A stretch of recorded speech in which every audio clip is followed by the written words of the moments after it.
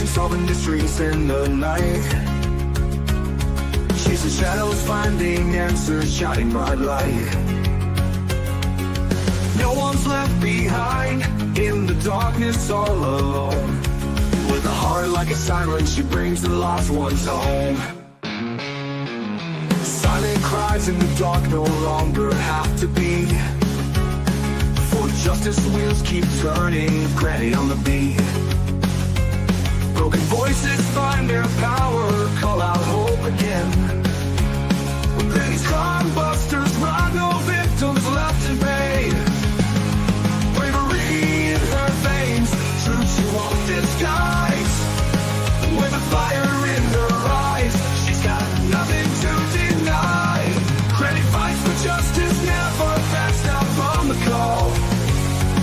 For the voiceless and the missing, she'll stand tall. Hello, everybody. How is everybody doing this fine night? Hello, Ginger Girl. Good to see you. Everyone else who's in the bushes back there. Oh, my time just kind of got away from me today. It's weird. All right. So let's start with a spotlight on the missing. Today, we have Gabriel Farrell. He's been missing since May 23rd. Only a few days, guys. Not even a week yet. Last seen in Dyersburg, 15 years old, 5 feet 6 inches tall, 125 pounds, black hair, and brown eyes. If anyone knows where he may be or anything about his disappearance, please call the Dyersburg, Tennessee Police Department, 911 or 1-800-TBI-FIND. All right. So I've been kind of watching for any updates on Hello Canine on Jack and Lily. There isn't a whole lot out there, but I did find an article that mentioned what we talked about yesterday. So I kind of wanted to share that right here. So this article was from Global News, and it talks about how the kids were spotted out in public with family members, right? Well, evidently during that press conference, Dan Martell told the reporter that he has taken the polygraph test. And here are his exact words. I do have results, and I don't know if I can share those results, but they were good in my favor. I'll say that.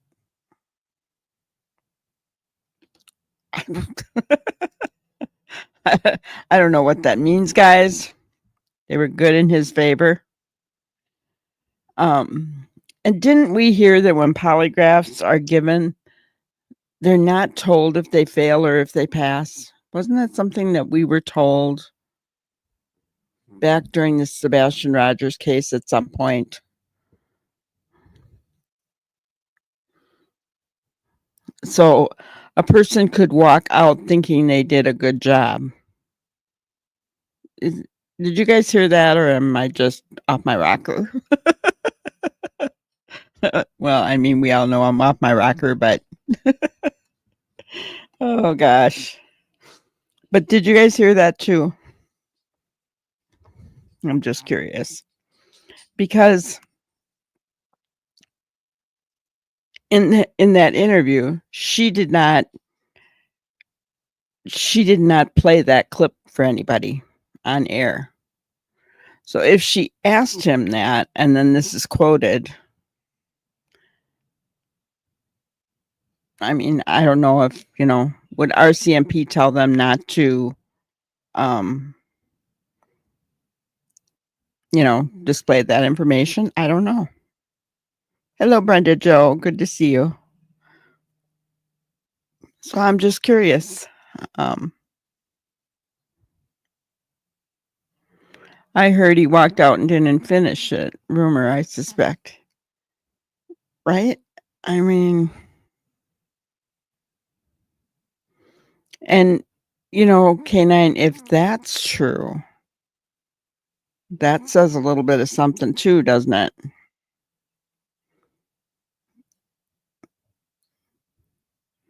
You know, I mean, you know, that they're going to ask you outright as a parent, did you harm Lily or Jack? Right? Those are questions they're going to ask, right? An innocent person's not going to be deterred by that. They're going to say, no, I didn't, right? Hello, Katie. Good to see you. There is an article with the RCMP confirming he did well on the test. Okay. Do you know where that is, Ginger?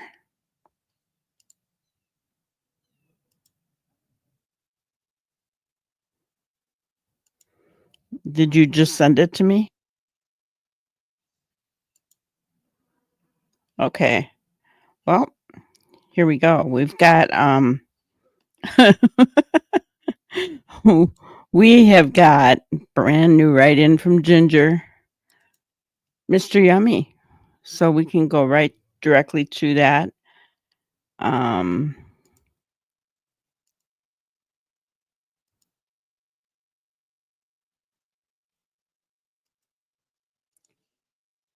Okay.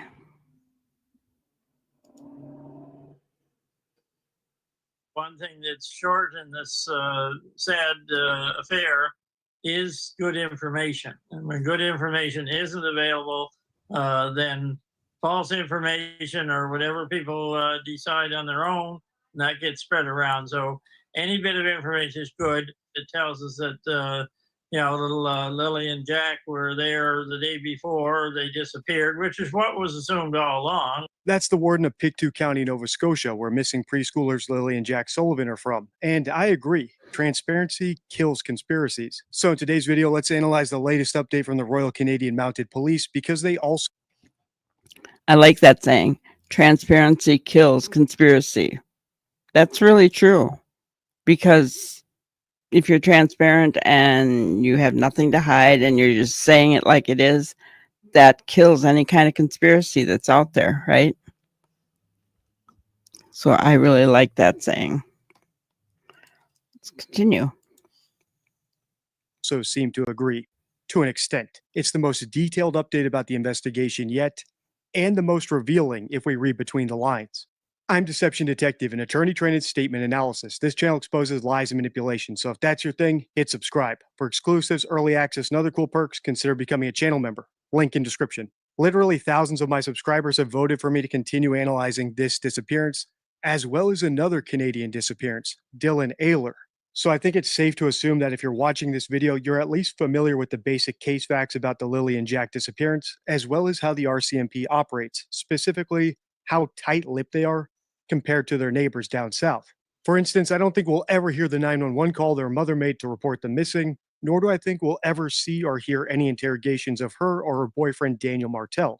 And even as we analyze this update from the RCMP themselves, we'll have to take what they say literally, read between the lines, and avoid jumping to conclusions to figure out what's actually going on. All right, without further ado, let's do it. RCMP have confirmed that the two children who went missing in Nova Scotia's Pictou County nearly a month ago were seen in public the day before their disappearance. 6-year-old Lily Sullivan and her 4-year-old brother Jack have been missing since May the 2nd. Police say they were told the children wandered away from their home in Lansdowne Station. The disappearance sparked an extensive search. In an update today, the RCMP say they have collected hours of video from the surrounding area. Based on details gathered so far, we have confirmed that Lily and Jack were observed in public with family members on the afternoon of May 1st. Investigators are now asking anyone who has dash cam footage or video along Garlick Road between noon on April 28th and noon on May 2nd to contact Northeast Nova RCMP Major Crime Unit. Investigators remain committed to exploring all possibilities surrounding the children's disappearance. That's the first bombshell of the update, and it could help establish the timeline of when the kids actually went missing. My only issue is if you read between the lines and take it at face value, it doesn't say what many other commentators seem to think it says. For instance, being observed in public could be anything from getting caught on CCTV camera footage, which is great, to just simple eyewitness testimony, which is not so great. But what concerns me most about this, and where I've seen most people take the biggest leap about this, is assuming that Lily and Jack were alive when they were seen. If you've seen my series about Madeline Soto, you'll know that she was also seen in public and even caught on camera, but she was dead at the time. Hopefully that's not the case, but like I said in the intro, the RCMP is tight-lipped. So when we Whoa, whoa, whoa, whoa, whoa, whoa, whoa, whoa. Wow, guys. I can't believe he just said that. They were seen in public on May 1st, but what they're not saying is were they alive or were they dead? Oh my gosh.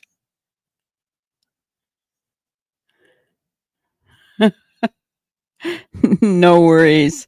This is good enough, I think, but wow. Crazy.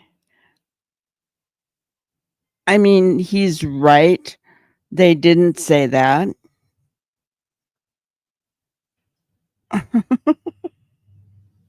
Oh man. That blows my mind. I don't know what you guys think about it. No one is seeming to be saying anything right at this moment, but that blows my mind. We're going to go back and listen to it a little bit.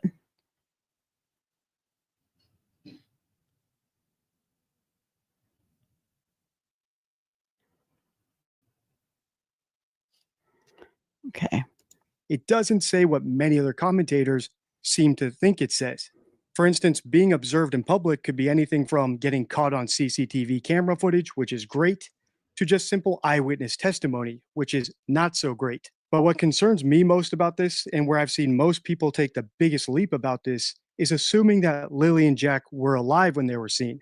If you've seen my series about Madeline Soto, you'll know that she was also seen in public and even caught on camera, but she was dead at the time.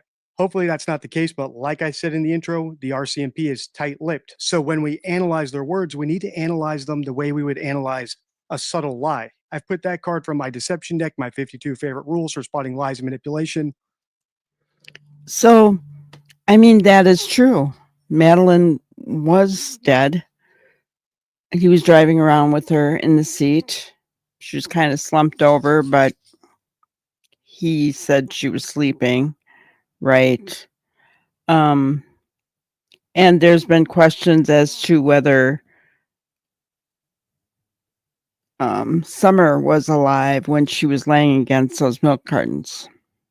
You know, I don't know if they've ever disproven that theory or whatever, but I know that there were questions about that.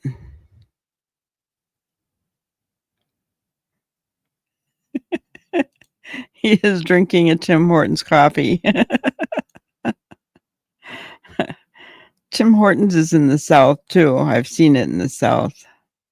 I haven't seen it in the North though, but I saw it down South. Interesting. No, actually, well, I saw it in the South, but I actually saw it in Minnesota. Yeah. Interesting, though. You guys aren't shocked by what he said? Because I am. I am shocked by what he said. Okay. On your screen if you want to read the full rule, but the gist is that professional communicators, like the woman we just heard speaking on behalf of the RCMP, rarely tell lies. Instead, what they do is they just omit information and allow the audience to make incorrect inferences all on their own. And speaking of incorrect inferences, Here's another line from the update that could be another bombshell or could be another nothing burger based on who you talk to. That RCMP officers have also formally interviewed over 50 people.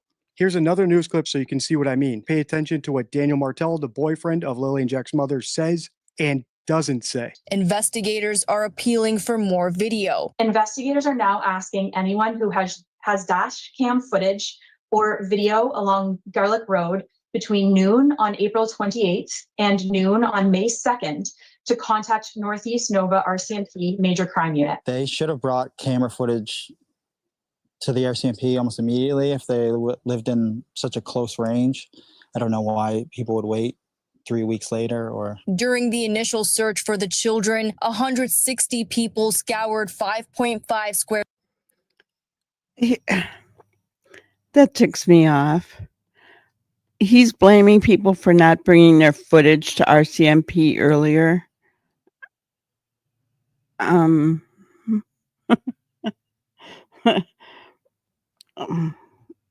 don't know. I have a problem with that. It's not there. You know, maybe, just maybe, he and Malaya shouldn't have been in bed when the kids were awake. And then footage wouldn't have been needed. I'm just saying. You think what's a stretch? That they were dead?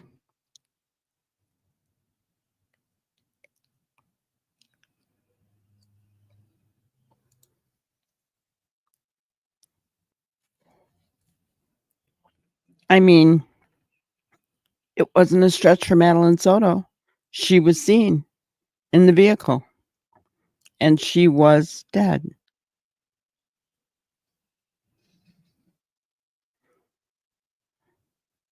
Gotcha.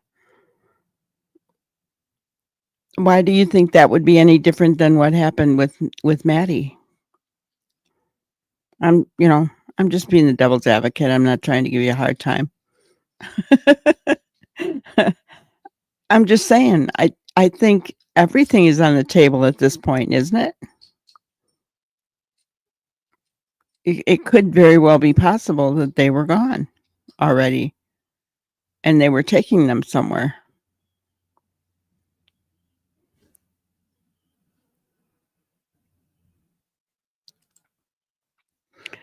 This creator is saying the information came from the National Post.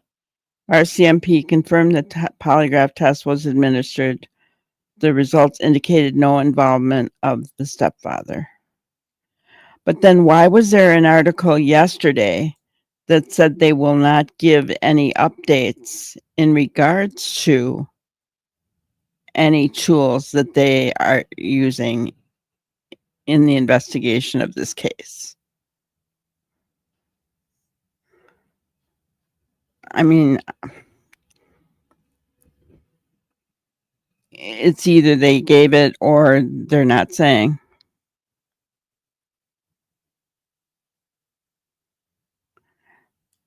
I agree it's crazy, right? I mean, think of Stephen Stearns, right? He had to have been scared out of his mind driving around with her like that. I mean, wouldn't you be? If you get stopped, what's going to happen? Right? I mean, isn't it going to... But then again, who's going to stop someone when they can actually see two people sitting there maybe sleeping? I mean, I don't know. So Daniel spoke after the press conference and forced the CMP to acknowledge the test.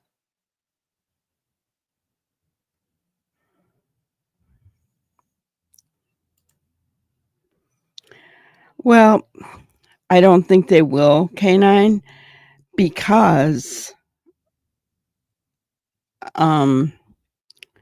polygraphs are not admissible in any court of law that I've ever heard of. They're not admissible in Canada, we know, and they're not admissible in the United States because they can be manipulated.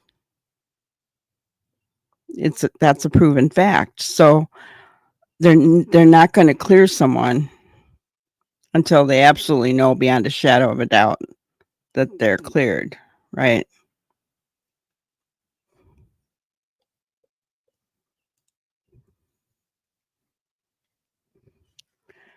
Um, and I mean, I don't know, he could be totally innocent. I haven't made up my mind on that.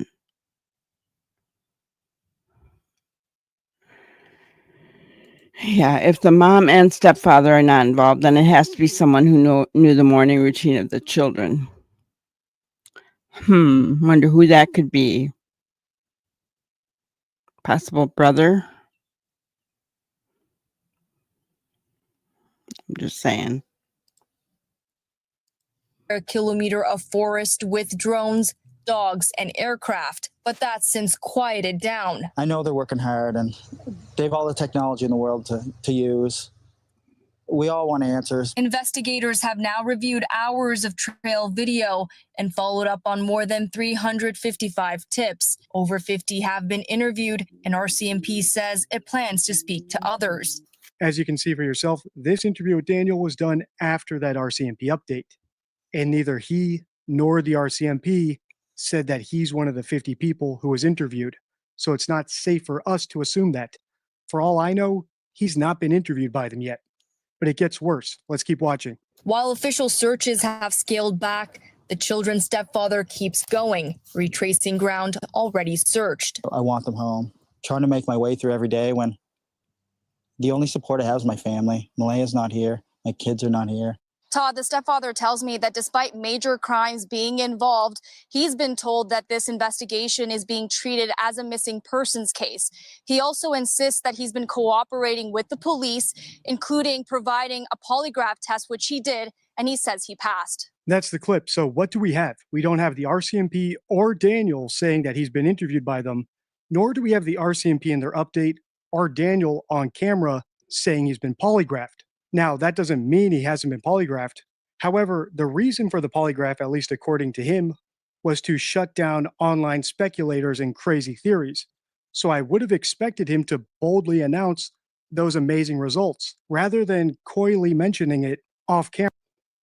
Okay, well, hold on. So let me see.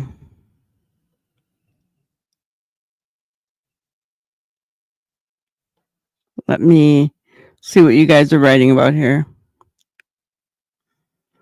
Okay.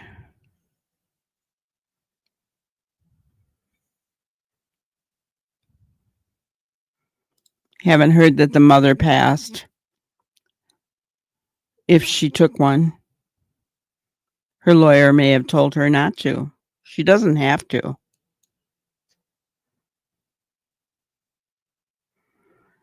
And yeah, and guys, remember, we still don't have anyone cleared in Sebastian's case. They don't have to clear anybody.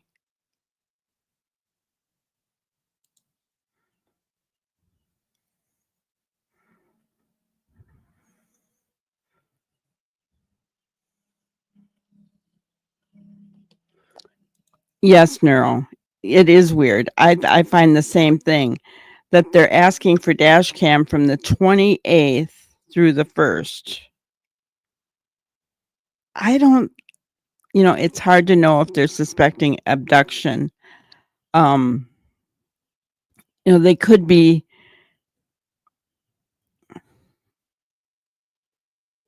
I don't know what they're looking for, honestly, I guess.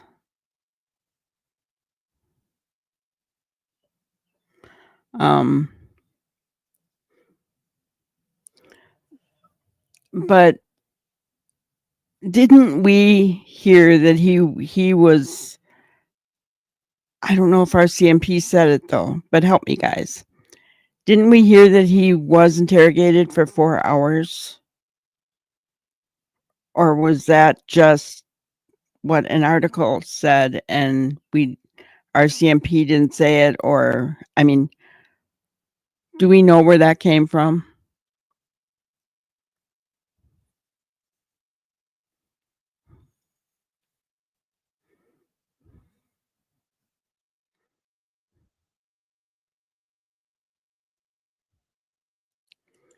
think they're looking for someone that was traveling on that road, obviously. Were they looking for more camera footage of, I mean, I don't know. They have a reason for wanting that information, that video.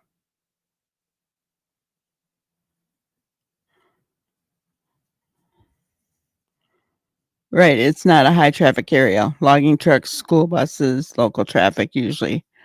You know, you're not going to go out of your way to travel that road. It's not like it's not a thoroughfare, right? It's not a highway that you take to get to someplace else.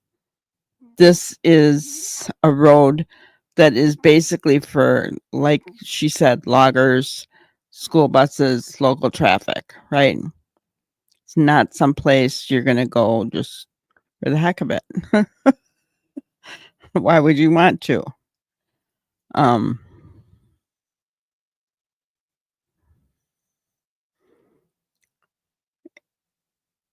Yeah, but the neighbor doesn't know that, Katie, for sure, right?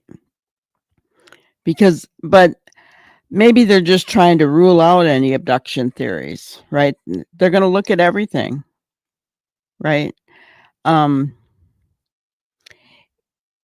Let's go with Mr. Yummy's thought process. Just for kicks and giggles, guys. Let's just go with his thought process. If the kids were seen in public and they were in a vehicle and looked like they were sleeping,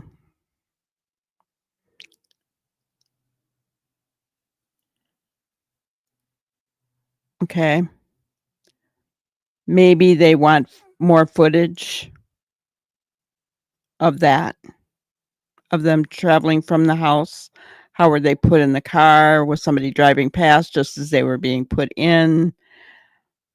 I mean, there's all kinds of reasons behind that, right? Is that what footage they're looking for?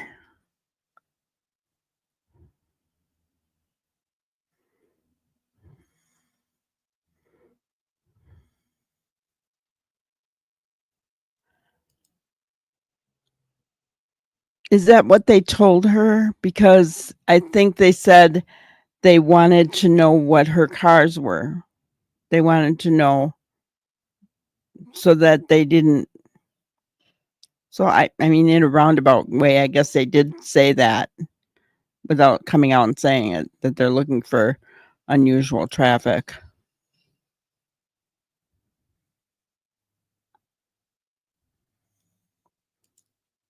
Since hearing about the polygraph, I am now suspecting the anonymous neighbor posting about the party. What about Dan's brother, who is now no longer living at the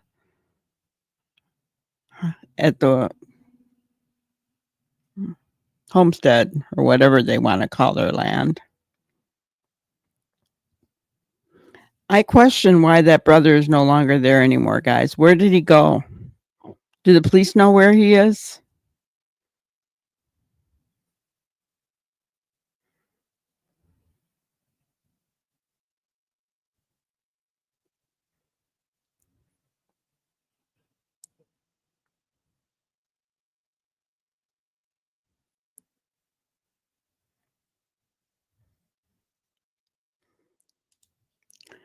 Bald head and mustache didn't.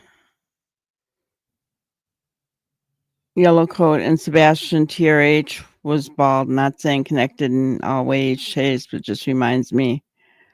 Well, yeah, that's thousands of miles apart. I don't think Yellow Jacket has anything to do with this case at all.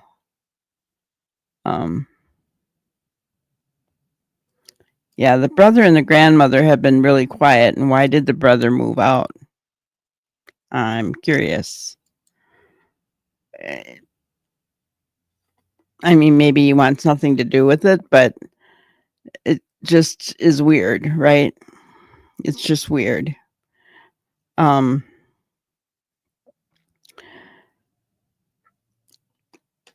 But maybe there's a reason that they're looking for that traffic. Let's continue on.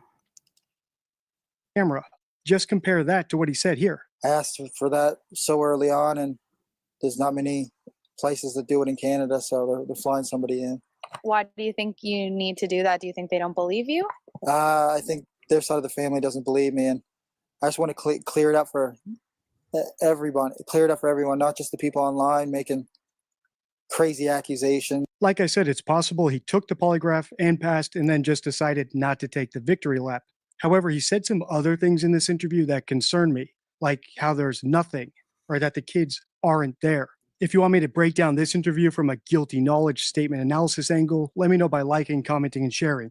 Check the end card for my Lily and Jack and Dylan Naylor playlist. Until next time, stay true. Well, yes, we do.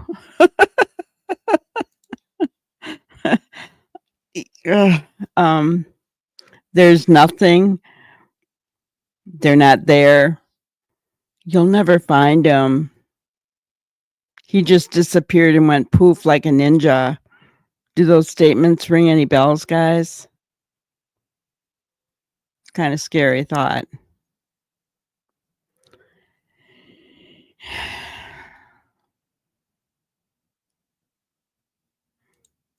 And didn't we hear the brother had some legal issues? Yes. So, but I'm not gonna. I think we heard that, but I've never seen any confirmation of it, and I'm not going to accuse someone something that may or may not be true.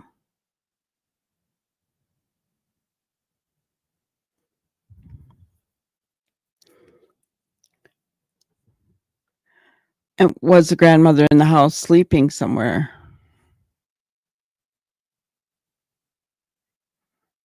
Or was she out in the trailer? I mean, I don't know.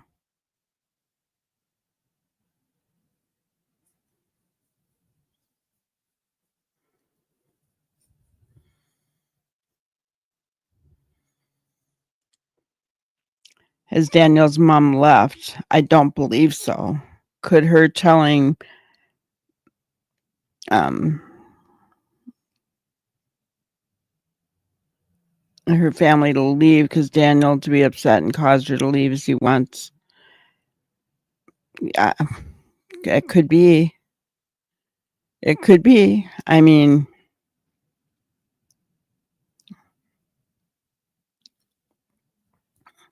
I think that they've been really quiet. I did go on to Facebook today and I was kind of searching through a group. But guys, after what I heard with the Dylan situation and a Facebook group, and this group was horrible. Oh, they were horrible. I mean, talking stuff that I may not have seen every article or every video that's come out on this case. In fact, I'm sure I haven't. But things that I know have never been said, right?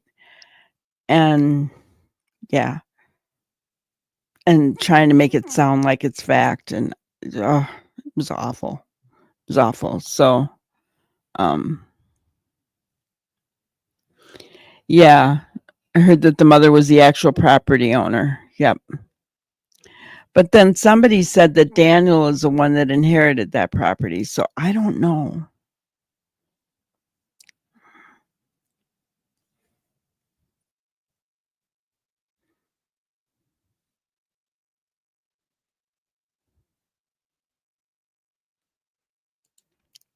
Yes. Mr. Yummy said that innocent people blame everyone, right? And that has stuck out.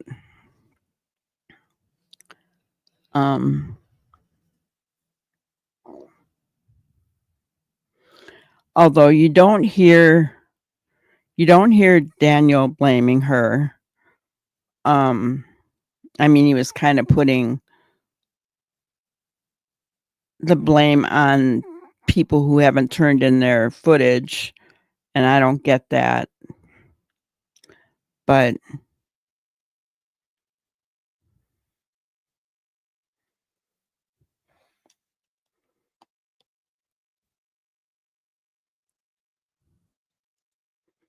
you would have to go to the local municipality to look up the deed. Yeah.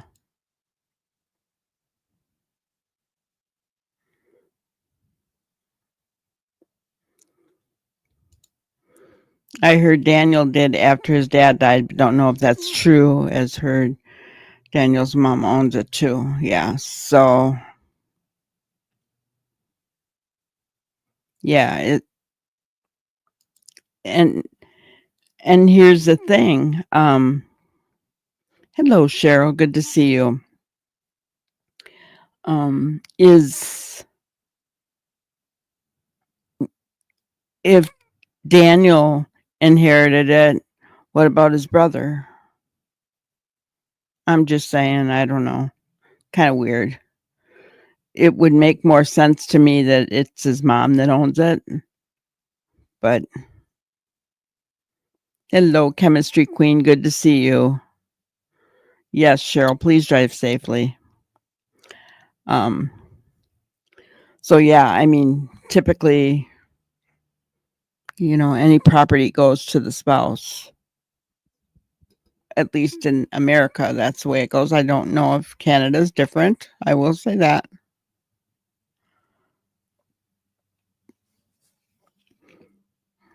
What you cooking? Good looking?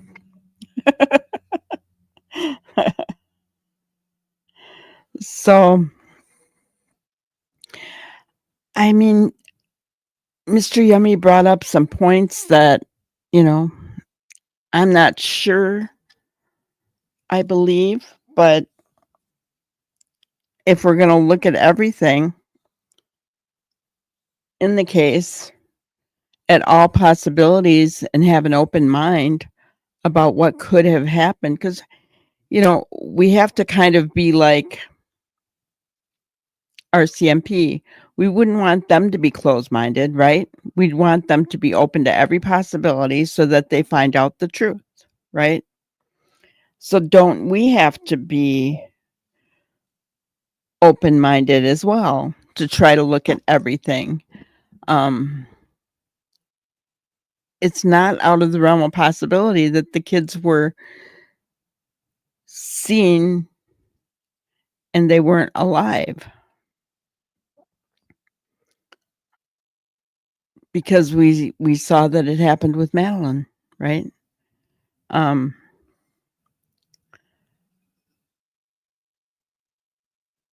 What are the chances?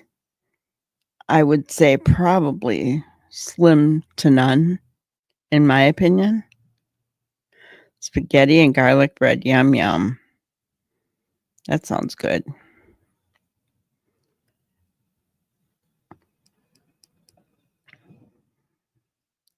But then, where were they seen? What family members were they seen with?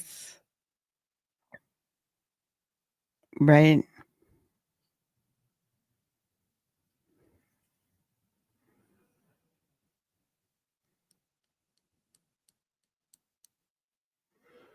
Yeah, it is good that the timeline has been reduced to quash conspiracies. But what if they weren't alive? Then we could be back to our original timeline.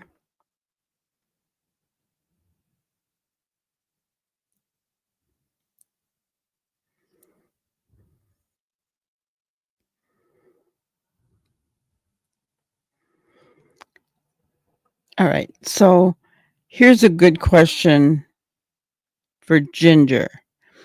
Do you think that the RCMP would come out and make the statement that the children were seen on May 1st with family members in the afternoon? And do you think they would tell us that, knowing that those kids were not alive? Or do you think they'd only tell us that if those kids were alive at that point?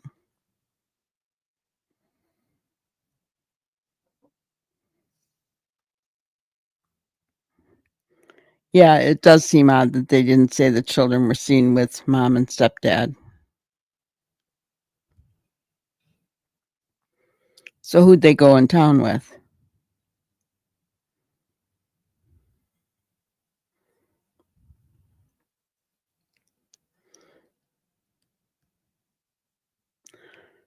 Did step grandma,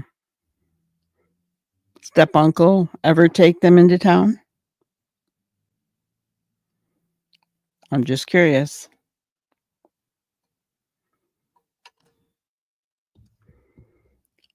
I'm just really curious.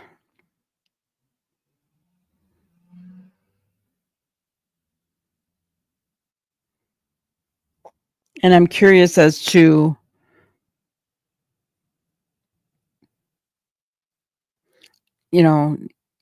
Mr. Yummy felt that Daniel had never said he'd been interrogated by the police, but it did come out that he had a 4-hour interrogation. But I don't remember if RCMP said that or if Daniel said that or if somebody said that Daniel said that.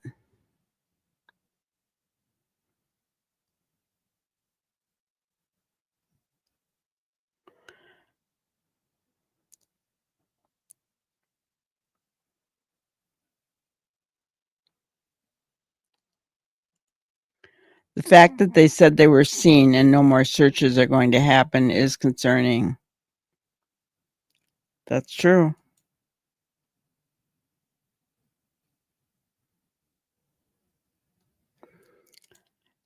I have no idea, Ginger. Thought they would be walking and talking, etc. Is there something odd going on there? As I don't know anything about what, where, who. We don't know anything about what, where, who.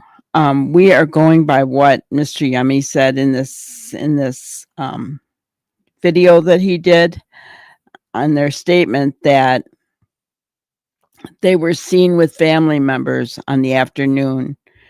And he said one of the things people are not picking up is they did not say that the children were alive or if they were dead, just that they were seen. And so that's what we're going on.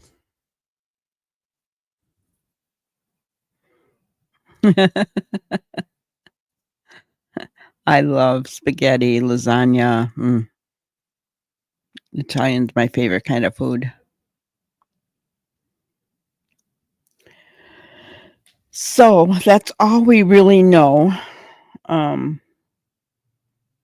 in regards to Jack and Lily. Some thoughts to ponder on. Yesterday, we wondered if mom had postpartum depression, right?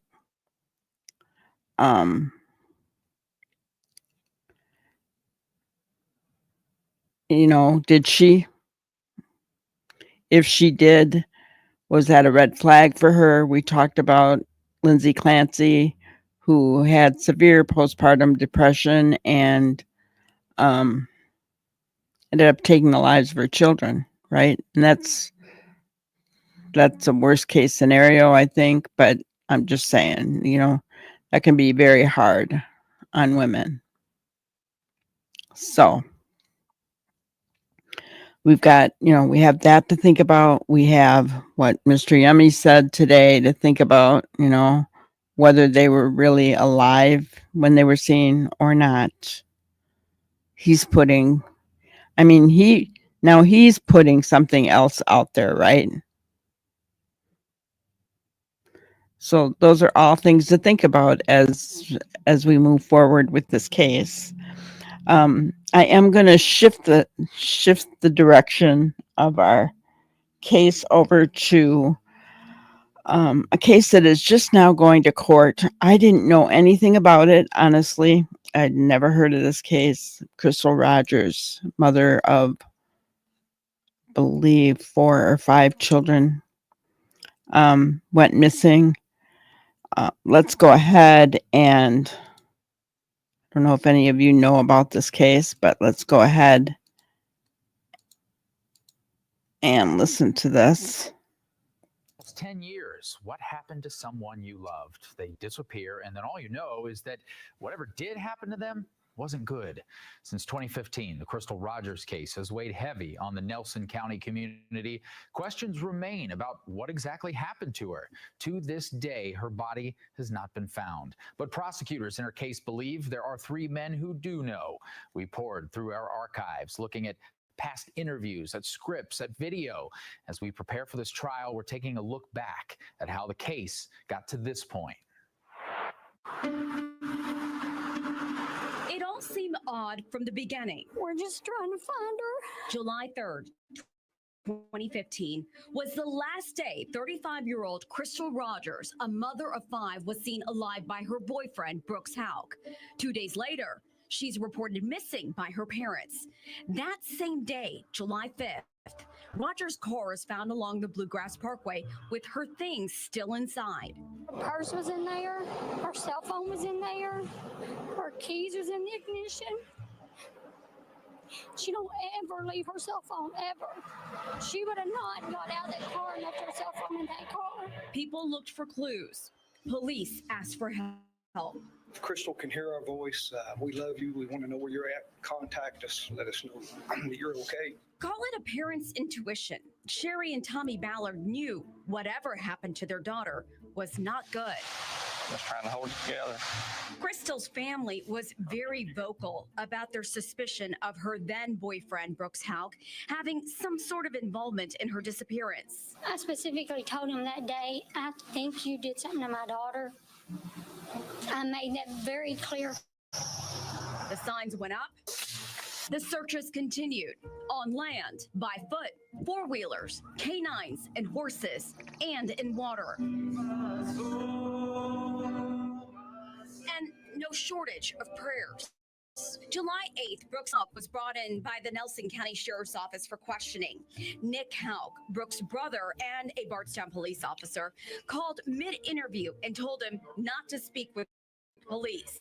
If you're telling me to leave, I'll get up and leave. July 9th, Houck spoke with Nancy Grace. I'm 100% completely innocent in this. That same month, Brooks Houck fails a polygraph test. In October, a big development from the Nelson County Sheriff. I would label Brooks Houck a suspect, yes. But he wasn't arrested, at least not yet.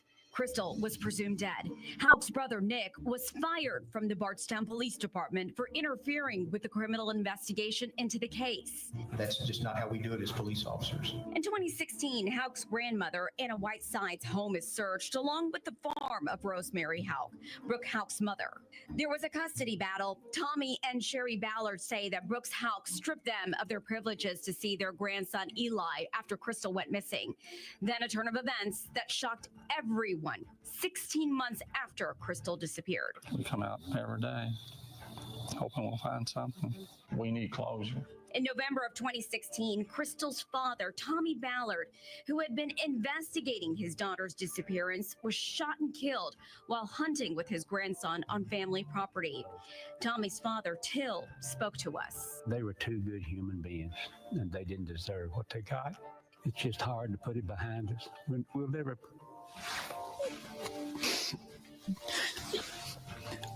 We'll never put it behind us. Tommy will always be there, and Chris. He wanted to find his daughter. That's all he wanted. And evidently he was getting too close to finding her. And somebody, it wasn't no deer hunter.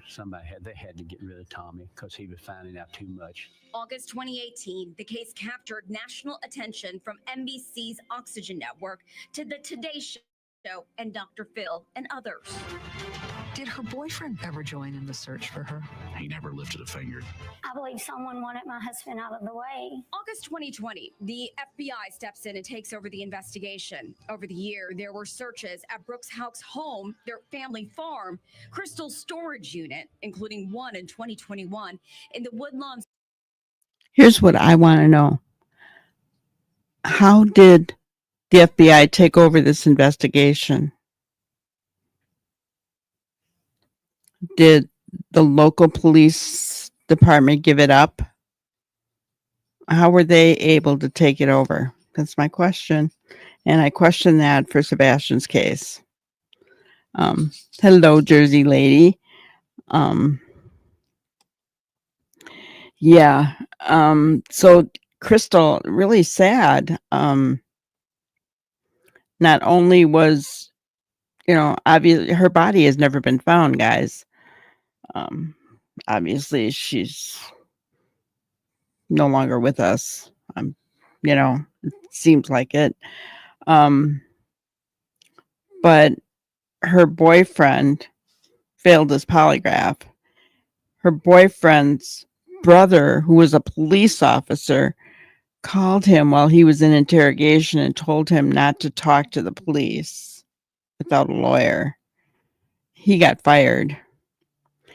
And then her father gets red-rummed, right?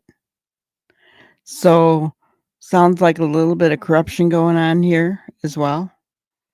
And now they have 3 people arrested. And the first trial is not her boyfriend. Her boyfriend has been charged with red rum. But he's not the first trial. So after 10 years, you're finally getting some kind of justice in this case. That, to me, what the heck, right? Why do the wheels of justice move so slowly?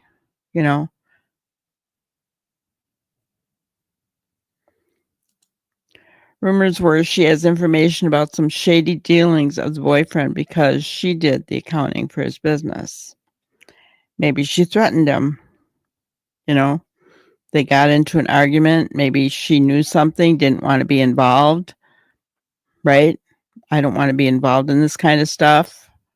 I could see that.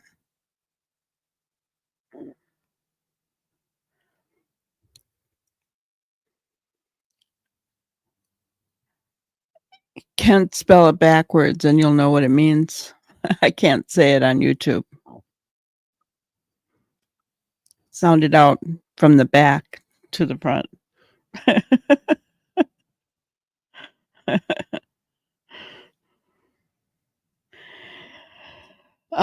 So interesting case. Let's continue on. Spring subdivision, where Brooks Houck's construction company built several houses shortly after Rogers disappeared. A lot of police presence in the backyards, cutting grass, using shovels, using chainsaws. After a multi-day search, federal agents find an item of interest under a driveway. You don't have any closure in her particular case. And the fact that they're still investigating all this is incredibly encouraging. In October of 2022, the FBI was back at Houck's 245-acre family farm. The FBI spent days combing through it and did confiscate an item there too. Then in January Really strange, guys. They're not saying what evidence they found. I'm sure that'll come out in the trials.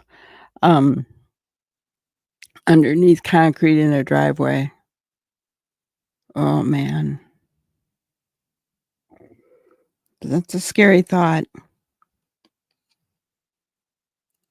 2023, a special prosecutor is appointed to Crystal's case and to other high-profile Nelson County death investigations, including Rogers' father.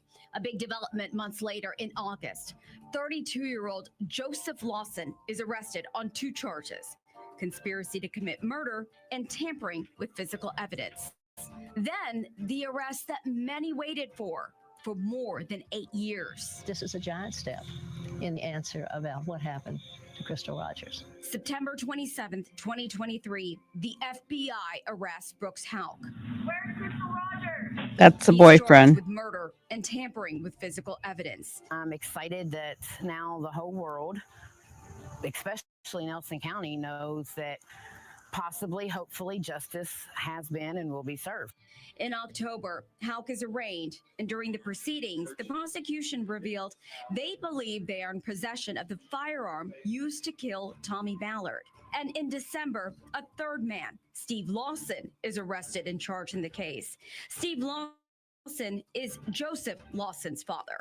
If I could get close to him, but both there would be the law hold me back. One thing I can say, because the son of a bitch don't need to be on this earth if he had anything to do with Crystal, and I know he did. Headed into trial, we have items of interest from the FBI, a dead father, a missing daughter, and prosecutors say these three people know what happened to them.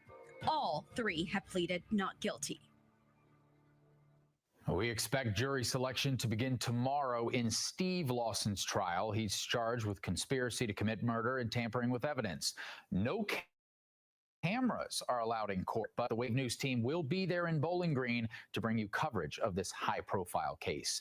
You can follow along on the Wave News app and on wave3.com. So the trial has already started. We can, dive into that if you guys want to.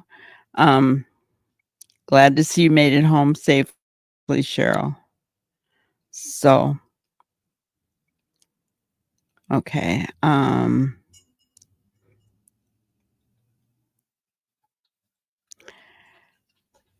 Let's see.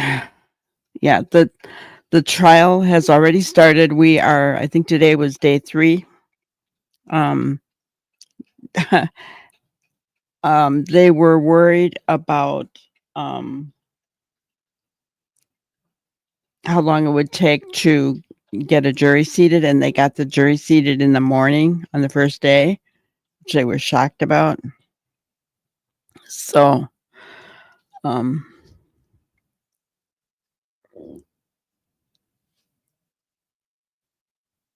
yeah, no cameras in the courtroom.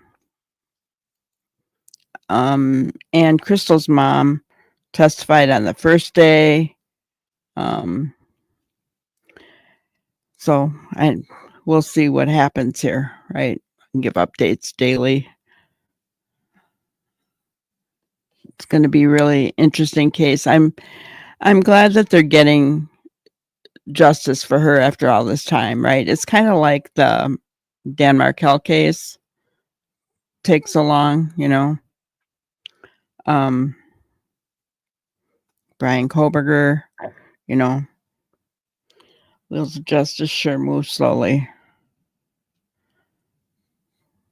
Even the Lori Vallow case, she's still going to court.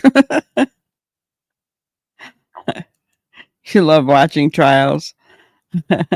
I get headaches from watching trials. I guess I'm listening so intently that I must scrunch up my head or something, and I get headaches from them, and I hate headaches.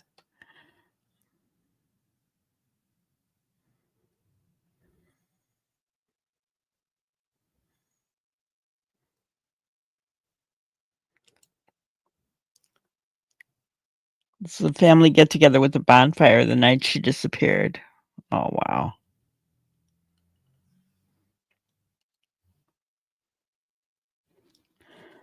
Sad.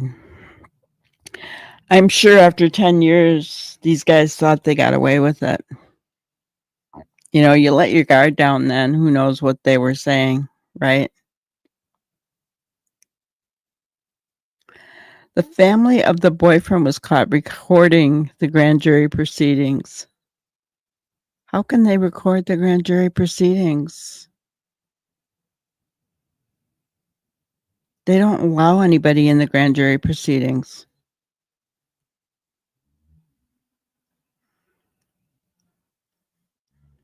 Hello, Connie.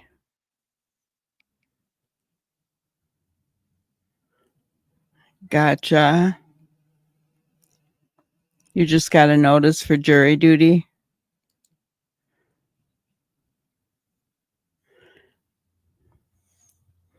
Are you going to go? Don't you have hearing issues, K9?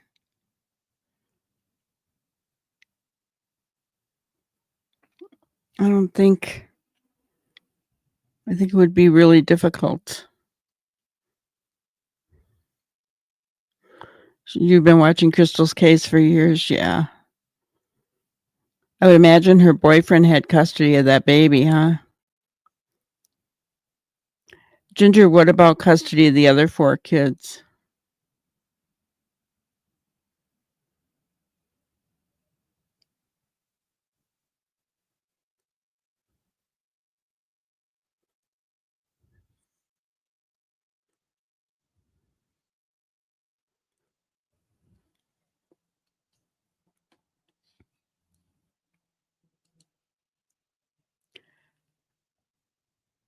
Right, but then they don't stay in there.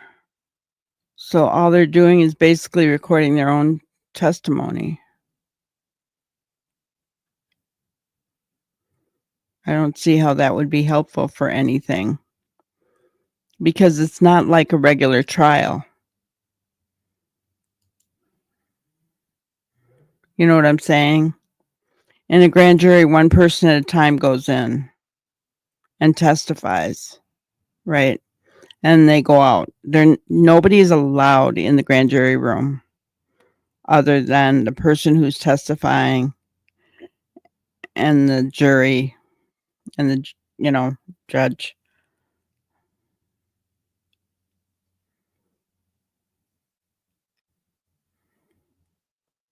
Gotcha. Yeah. I wouldn't, because I wouldn't be able to hear. It wouldn't be fair to the court at all.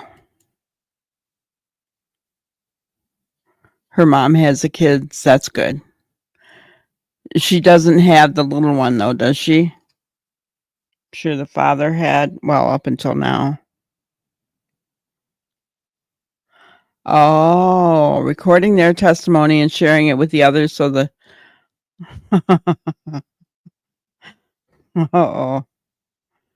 That is not good. Why do people think they can get away with that stuff?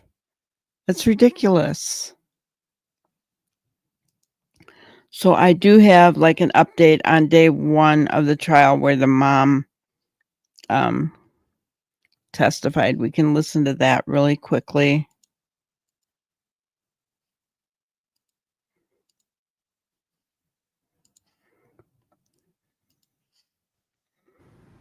Sure. So Sherry Ballard, Crystal Rogers' mom, was first to testify today. As soon as she took a seat, she had a tissue in her hand and she was softly crying in the witness box. She was struggling even to introduce herself to the jurors, just so overcome by emotion. And Doug, I talked to her before a trial got started and she told me she knew she would be. She knew that this would be difficult. She knew that having to recall the final days with her daughter, those first days of searching for her, and the realization that she might be gone forever was going to be incredibly painful for her, and it appeared that it was just that.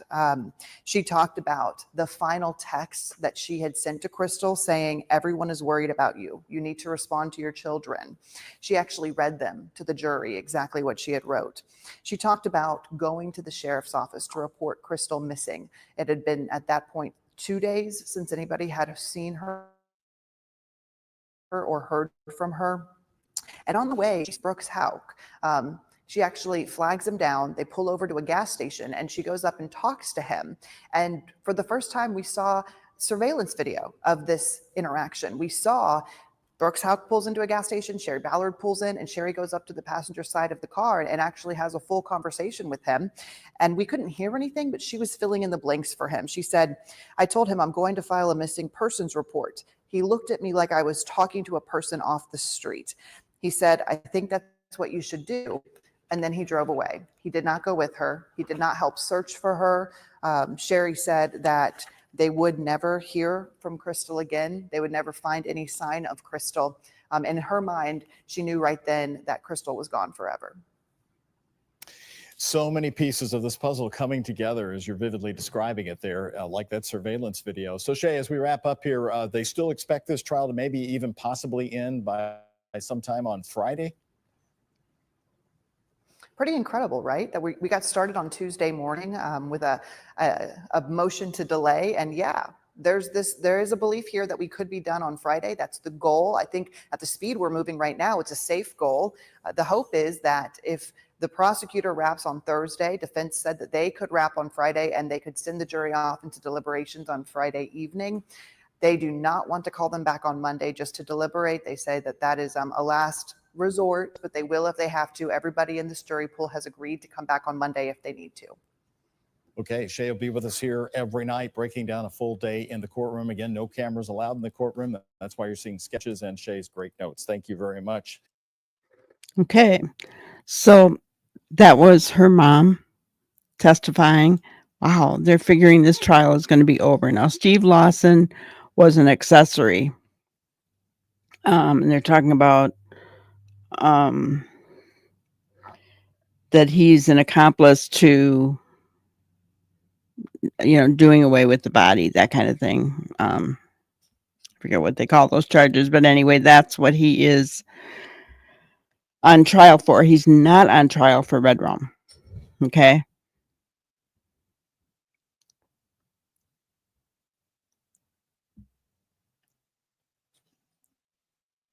She has all the kids. Well, I'm glad.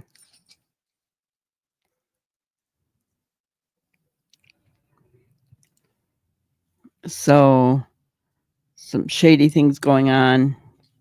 Well, it is the good old boys. Not very far away from Tennessee, guys. Kentucky, get the good old boys down there. It's scary.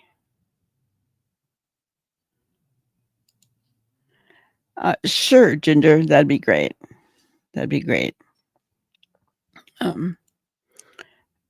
I basically got into it from what you had sent me earlier today. So then I started looking at, what could I look at overall?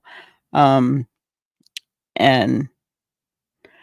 yeah, I mean, a mother of 5, like, and how in this day and age, and I realize it's 10 years ago, but there's Anna Walsh, there's Suzanne Simpson. Neither one of their bodies have been found to date. Brian Walsh is going to court soon. Brad Simpson is, I don't know when he'll go to court, but he has been charged with Suzanne's Red Rum. All had children left behind. Same thing here.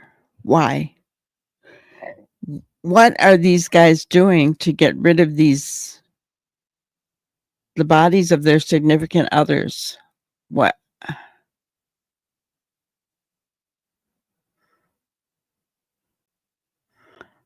No worries, Ginger. No worries. It's okay. I want to know what you guys want to talk about, so I'm happy to do that, right? I never thought it would happen that, things would kind of slow down almost to a stop with Sebastian's case. And it's doing that very quickly in the Sullivan case. So we need to be talking about other things that are coming up that are going to trial. There will be the Brian Walsh for Anna Walsh. That'll be coming up soon. Just, I don't know, guys. I do not understand.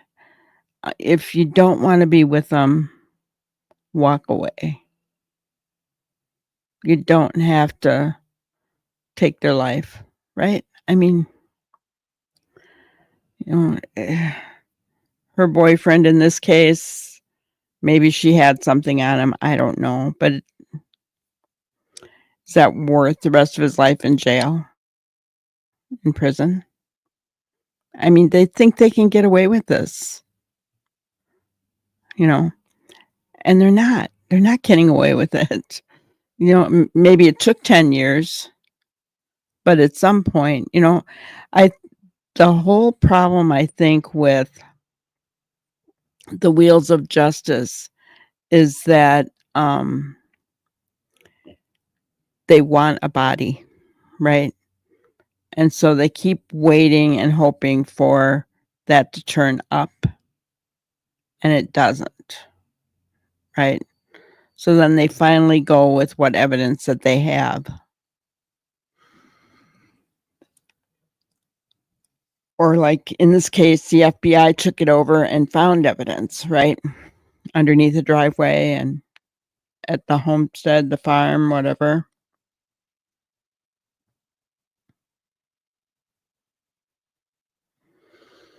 Yeah, I did hear about those remains being found in Cape Breton.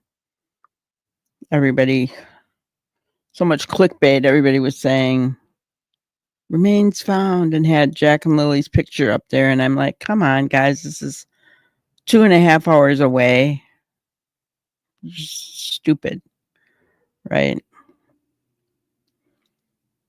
He'd been missing for a while too, hadn't he, Kent?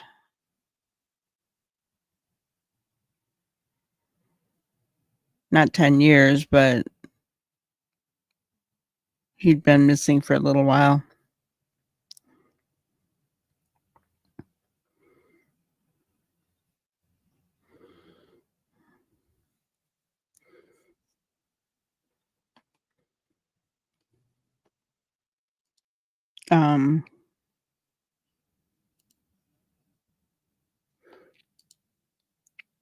So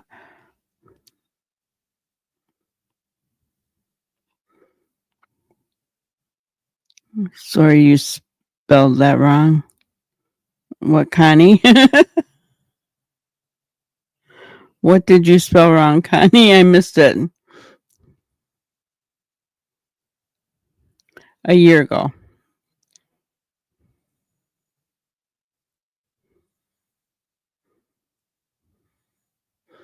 Yeah.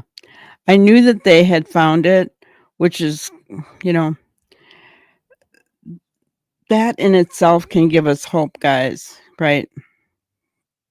It can give us hope for, Crystal, for Suzanne, for Anna, even Jack and Lily,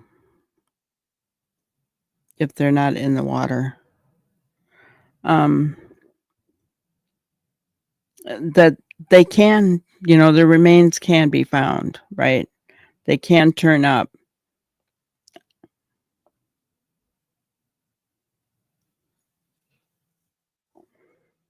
Yeah, 355 days. So, yeah.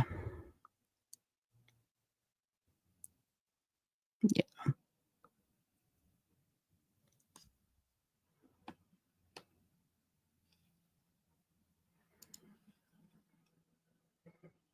Let me see here.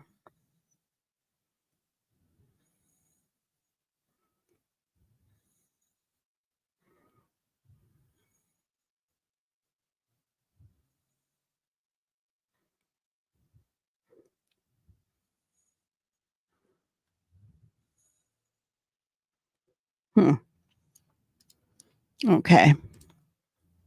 I don't see it, Connie. I looked at the other place too, and I didn't see it, but I'm glad his body was found. That's a good thing. It brings a sense of peace to the family to have the remains and to be able to lay them to rest, right? I will never say that it brings a family closure, because you don't get closure over something like this,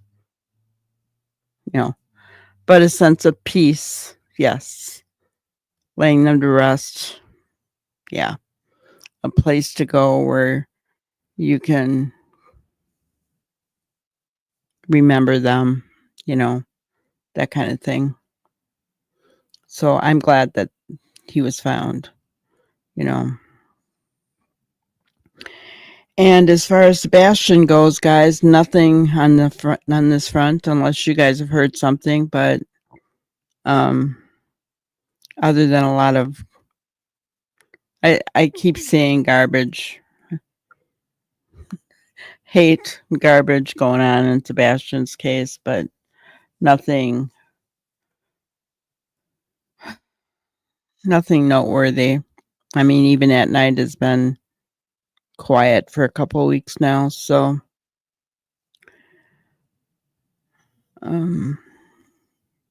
what do you do, guys?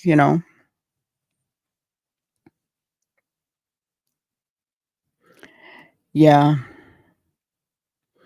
Well, it'd be a sad thing, but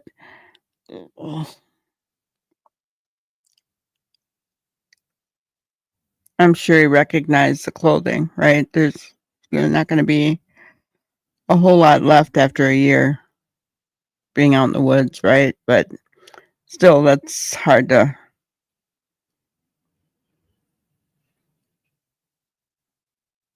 fathom, isn't it? I don't know, K9. I'm not sure what's going on there. I've seen some things. But he wasn't with Seth during that interview at all. Did he walk away? I mean, I don't know. I know he's getting flack from one particular creator, and it's not a good thing. But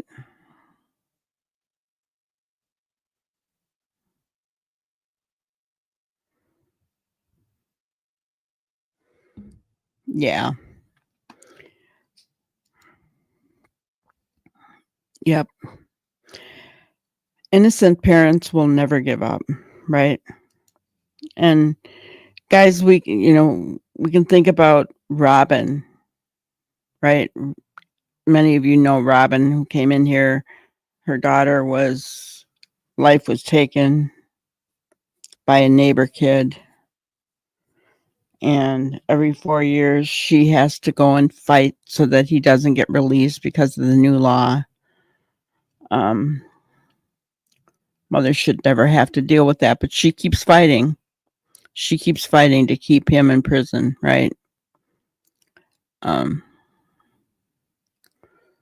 yeah, it'd be really sad to find your children's remains, And there was one that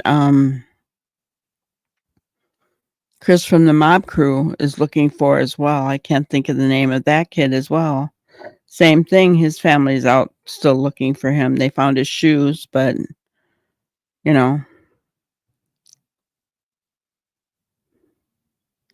so driving down the road and they found sandals and they had to go in about 20 feet in the woods. Oh man. Just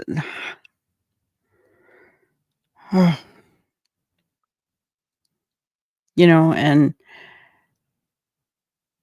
with our population, it's amazing that there is still enough woods out there for everybody to just end up getting lost in, right? To end up getting taken to and never found, or not found for a year or more, right? I mean, just look at Pictou County. How, we've heard professionals say they can overlook a body in the woods, right? And we know they can. It's been proven, right? Just sad, very sad. But we have to keep our hope alive, right? We have to keep our hope alive. That's what we're talking about today in our grannyism. Hope is being able to see that there is light despite all of the darkness. You know, I think of Seth Rogers, right?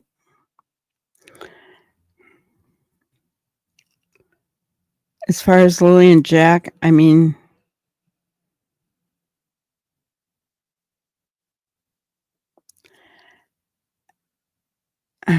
Summer Wells, we've said it before, Summer Wells never had a Seth. Does Lily and Jack have a Seth? Is Daniel their Seth? I don't know. He seems to be the only one that keeps looking for him.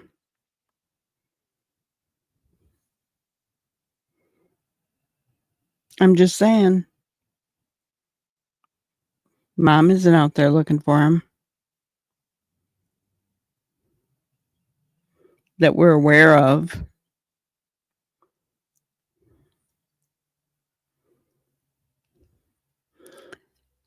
You know, having that hope and never letting go of it, you know. I can't imagine it. I can't imagine it. Crystal's family, her father, he was determined to find her. And his life was taken away from him because of that reason. It is. It's a vast world, isn't it, Kent? It is. It's amazing that all the amount of people we have on this earth, that there is still enough vast country out there.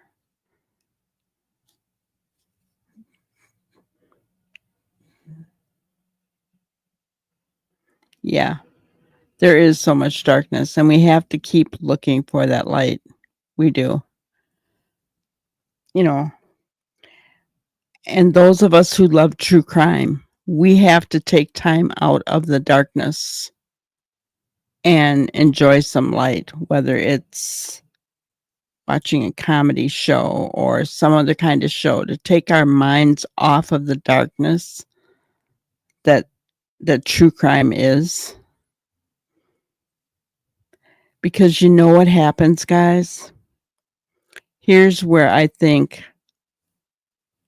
when people are so focused on the darkness, hate becomes a part of their soul.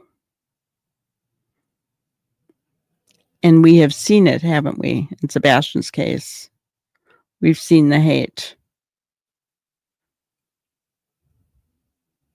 And think about that. Those people stay online on live streams for 9-10 hours. Guys, you know what I'm saying? You have to take a break. You have to find the light. The one thing that the RCMP has omitted was child trafficking. Yeah. I don't think they've entirely omitted it. I think they're keeping their mind open. I think they're looking at every avenue until they can narrow it down.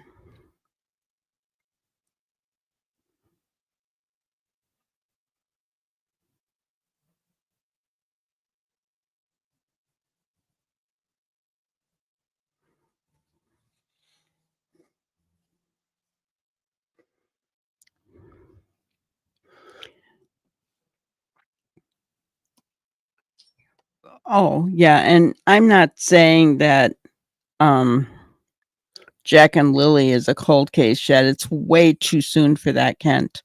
I'm just saying that things are not happening every single day. You know, we're not getting updates every day from RCMP, basically, to talk about. And here on my channel, I'm not the type of person to make something up just to talk about it. I just won't. I don't believe in clickbait. I don't believe in that garbage. So, I'm not gonna I'm not gonna make things up like remains found, and knowing that the remains that were found were not Jack and Lily's, even though we didn't know who the remains were yet. But I could tell that they were not, that, I knew that it wasn't.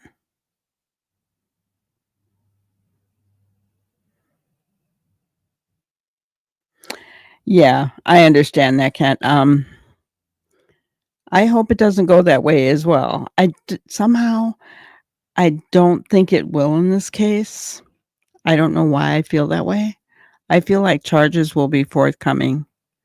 That's what I think. I think charges will be forthcoming in Sebastian's case too. I just don't know when.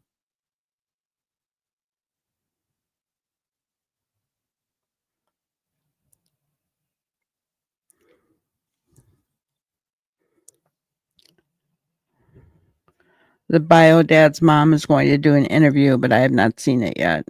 Gotcha.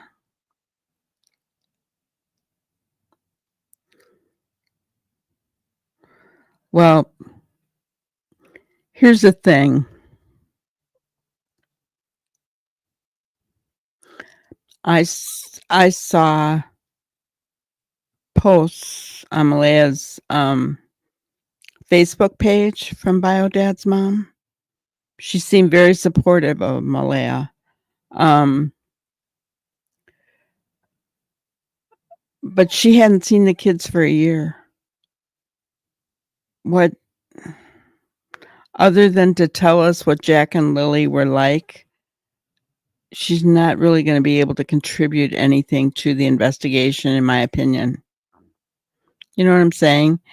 Now, who I'd like to hear from would be Daniel's mother. That's the one I'd like to hear from.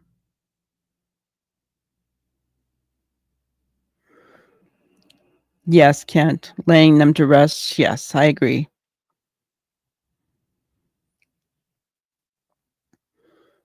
For our peace and for our little bit of light, right? Because at this point,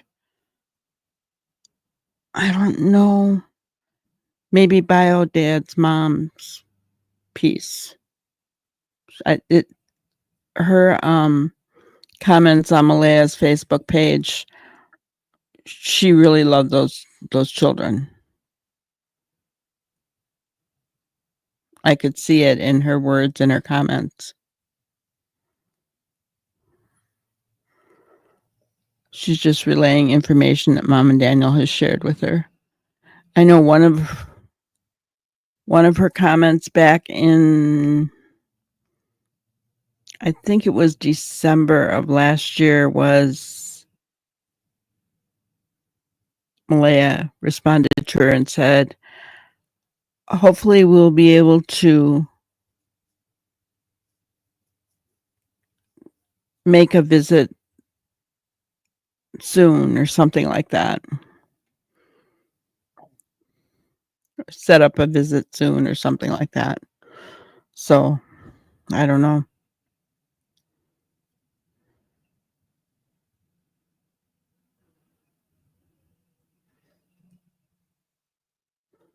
Apparently, the Global Mail did phone interviews. Daniel, his brother, his mother, and the biological dad's mother, but we don't know when they're going to be released. Interesting. Well, I don't know, guys.